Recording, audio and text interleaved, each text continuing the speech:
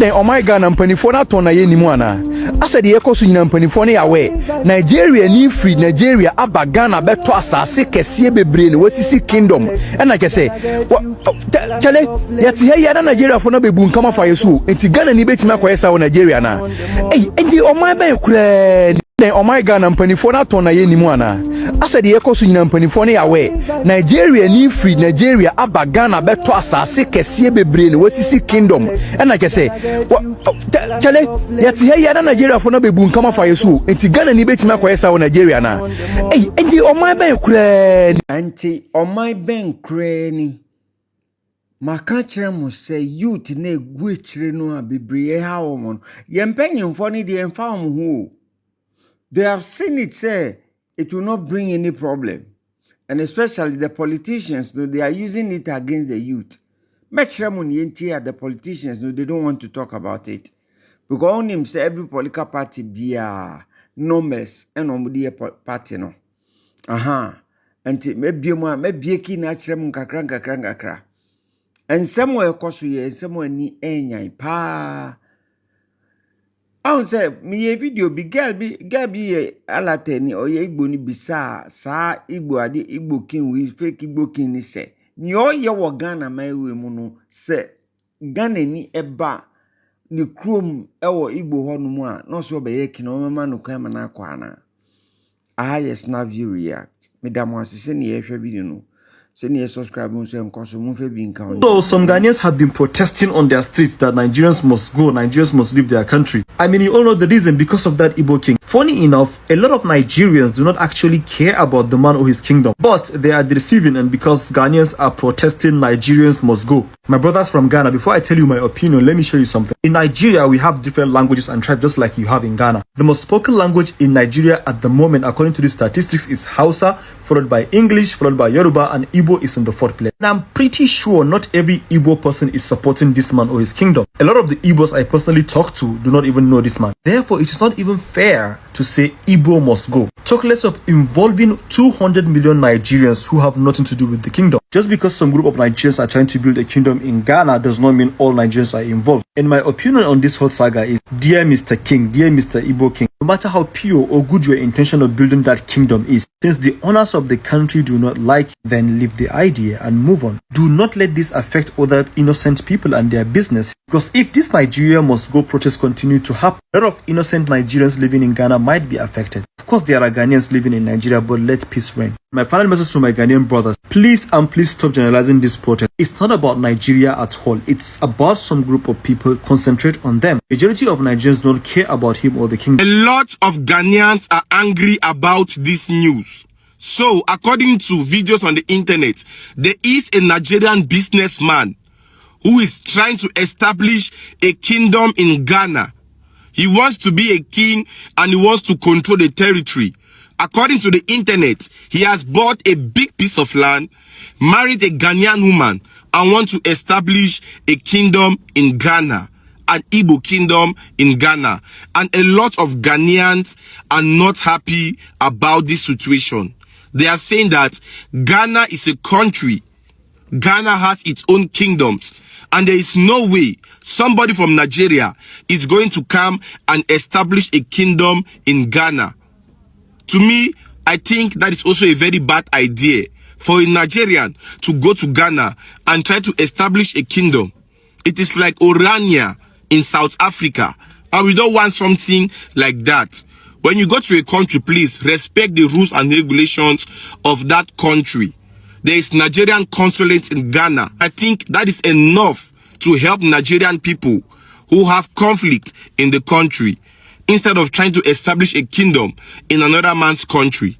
People watching this video, what do you think about what this guy is trying to do? Ladies and gentlemen, I Snapp-View react. I made a video no basa saying I'm here on manager. Young corners are moving me in can why. Muti video sa a man for a pese beheno. Bebre wo hokeke. Miss Massa and someone crofan will Ghana for you to know. Bidi video bi wa me de ba ukra wo hwa na wo so. Niema Ghana youth e komo wo cha Nigerian for ni Igbo for nsem e wo baby omumante baby omutenenya. There are a lot of them are almost sorry no mukofia. No mu yem eshishu omo, especially so ma kokrum abana diasa. No munim say ya no mu fo ibiti to omo nchen peso aso ho no no. It takes them very huge courage and omo de ko mfie. Onia Snapp-View ni yemhwe ni yemwie. Wensu ayobi aso adwen a wo kire.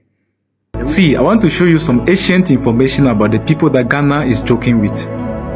Today that Ghanaians are making noise and agitated against these people. Our leaders are thinking this is out of greed and hatred for them. So they are not minding us. But simply, Ghanaians are simply responding to a call to protect what they have. Because what we have is not permanent. The peace that Ghana is enjoying was not for free either. Sacrifices were made to end this peace that we are enjoying today. So when we trade the peace we have in Ghana with terrorists, the peace will disappear and will be nowhere to be found. Then Ghana will join the queue of a country of insurgencies. That one I can assure you of that. Listen to what this man said decades ago about his own tribe, the Igbo tribe in Nigeria, and relate it to the current generation and what their character is in Ghana here, if you see any difference. And I will come back to just reveal a fraction of the bigger problem that Ghana currently having these people around. Let's listen to him. The Igbos are more or less the type of people whose desire is mainly to dominate everybody.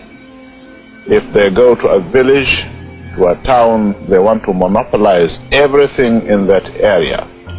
If you put them in a labor camp as a laborer, within a year they will try to emerge as headman of that camp, and so on. Well, in the past, our people were not alive to their responsibilities, because you can see from our northernization policy that in 1952, when I came here, there weren't 10 northerners in our civil service here.